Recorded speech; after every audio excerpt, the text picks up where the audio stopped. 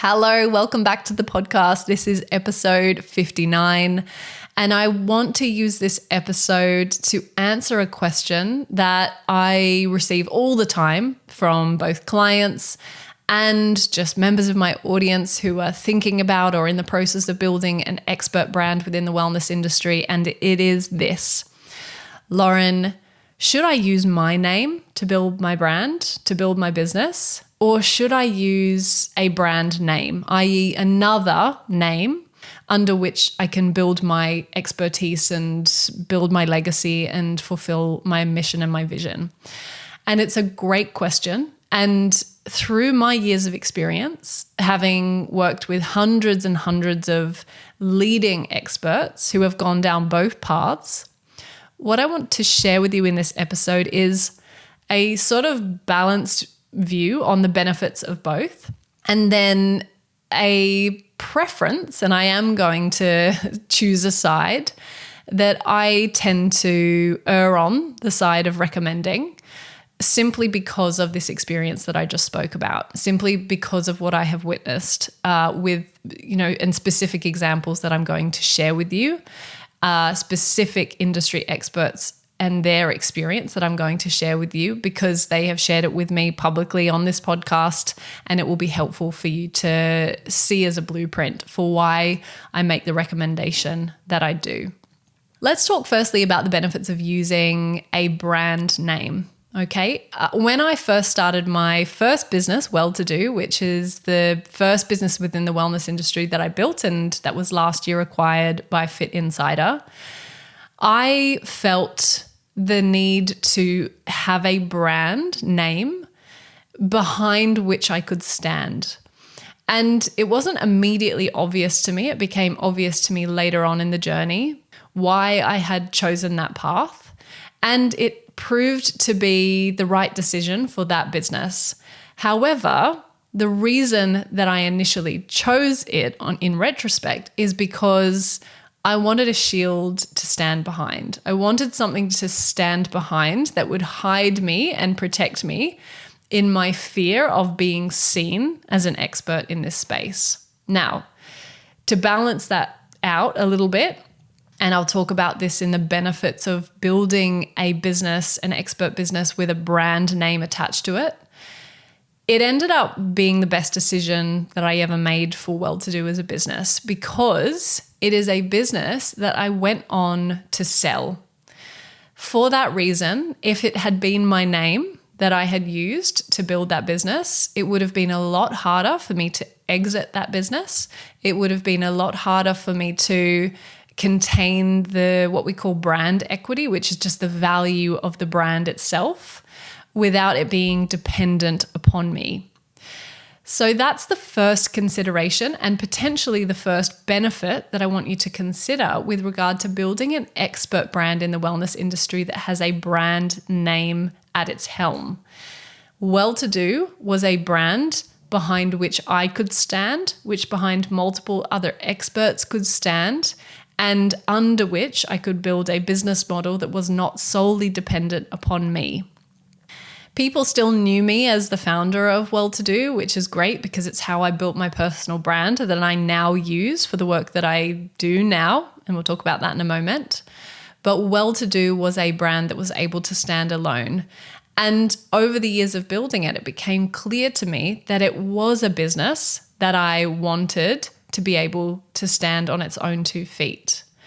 In the context of your business that you are building, the advantage to having a brand name is that if, for example, your vision is to have a team of experts behind your business, i.e. you want to run an online clinic that has multiple experts at its helm, that is a business that you can exit in the future, that you want to sell, and not that you might sell, but that you're very clear that you want to sell in the future, then a brand name is a good way to go. But I want you to carefully consider that those are your objectives, because when we talk about the benefits of a personal brand in the context of building an expert brand within the wellness industry, those benefits, in my opinion and experience, far surpass the benefits of having a brand name, unless you know that you want to sell it or exit from it, unless you know that you don't want to be the only expert behind that brand. That is a different scenario, but those are the two primary reasons and motivations that you would make that decision. The problem that I witness and the thinking that I often see taking place with regard to making that decision to use a brand name is very different. And it resembles the rationale that I had when I first started Well-To-Do, which was, I'm nervous about being seen. I feel like an imposter. I feel like I don't know enough. And therefore, I need to have a brand name that I can hide behind.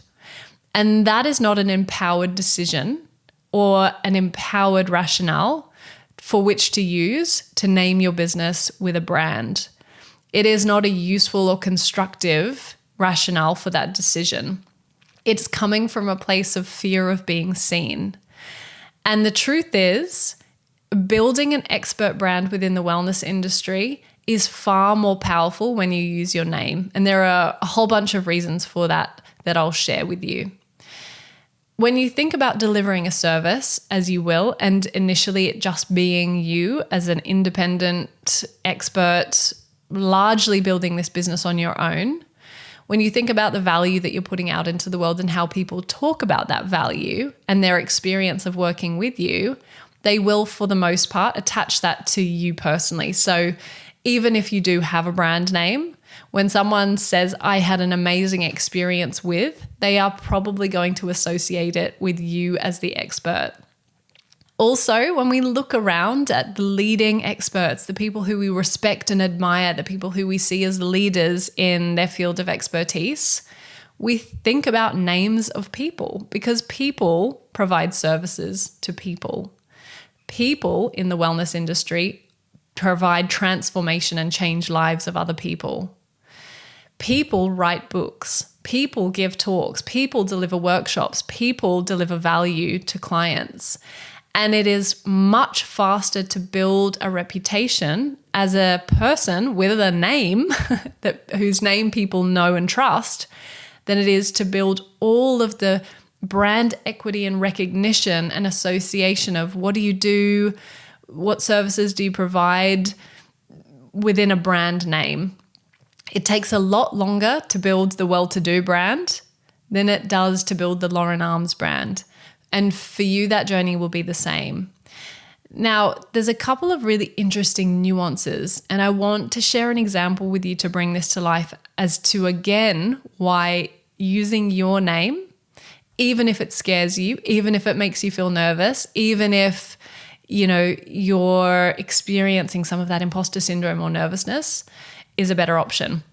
And the first example that I want to use, and she shared this on this podcast in a guest interview, is Alice Living. Now, Alice is a well-known personality within the health space, particularly in the UK. She is a certified personal trainer with 10 years experience. She is an award-winning author and podcast host.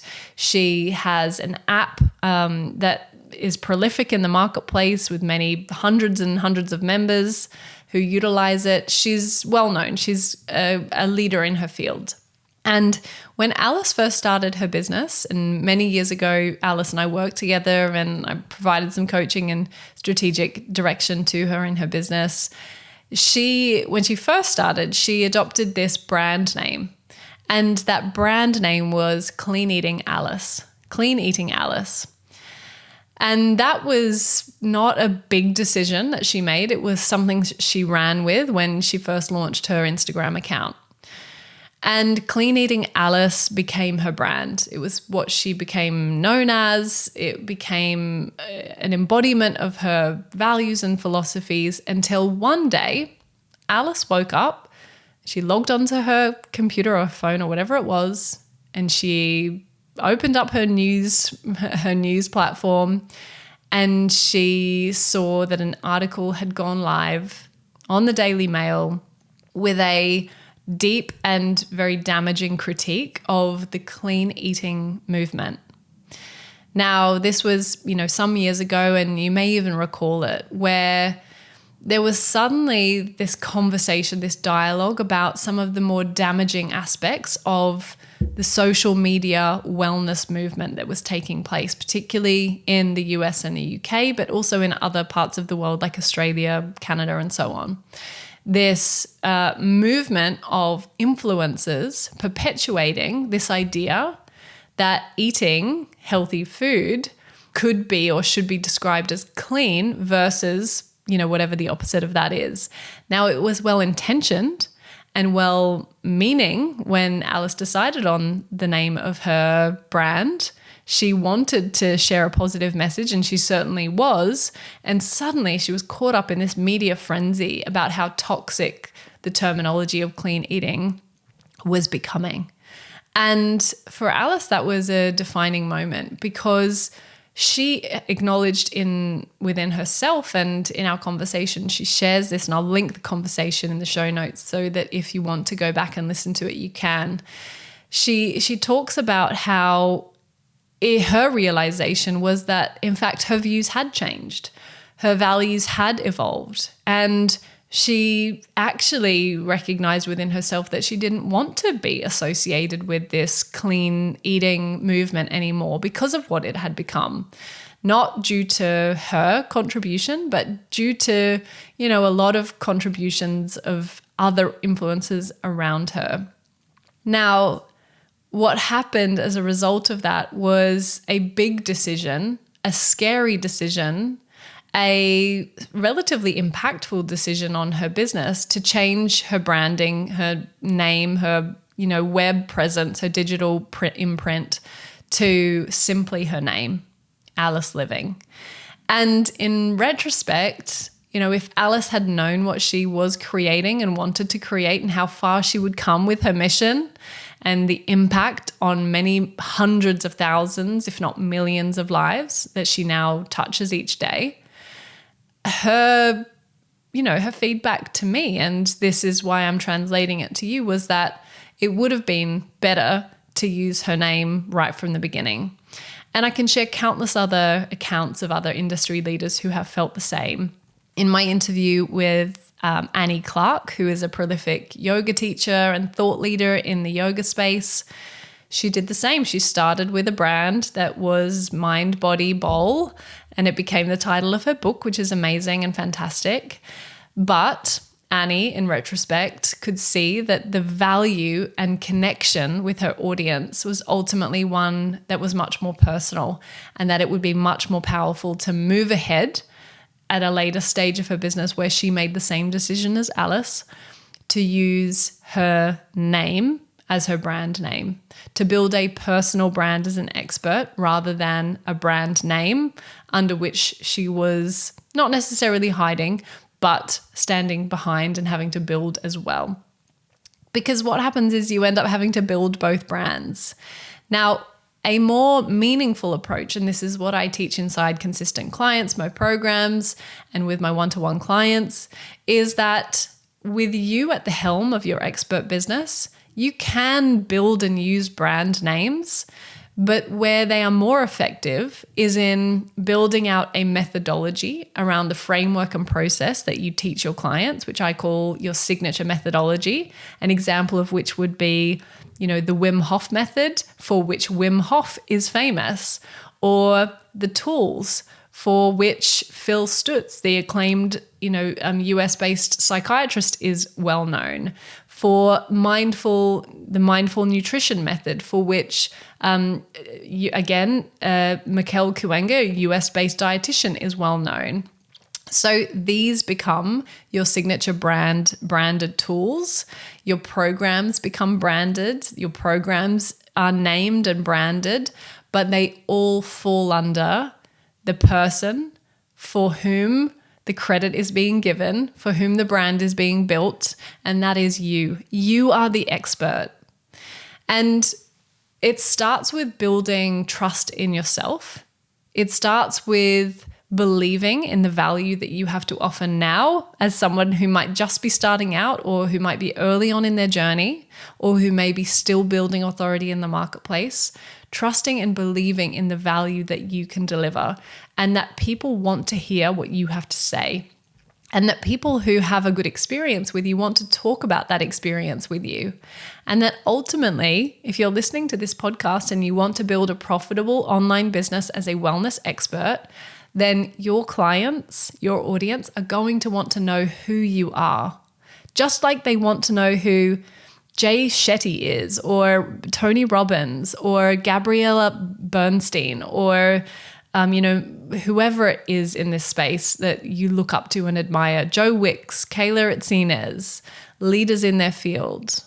They all stand behind their own personal brand as a unique individual with unique information and expertise to share, and with values that they stand for, with a mission that they want to project into the world.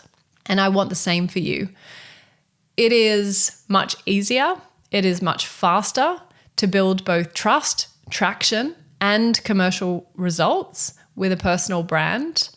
But going all the way back to the start of the conversation, unless it is that you know that you want to build a business that you are planning to exit, a business that will have a significant team behind it, then my best advice, based on my experience, based on those case studies that I shared, and based on the pros and the cons of both, is that you build a brand with your name at the helm.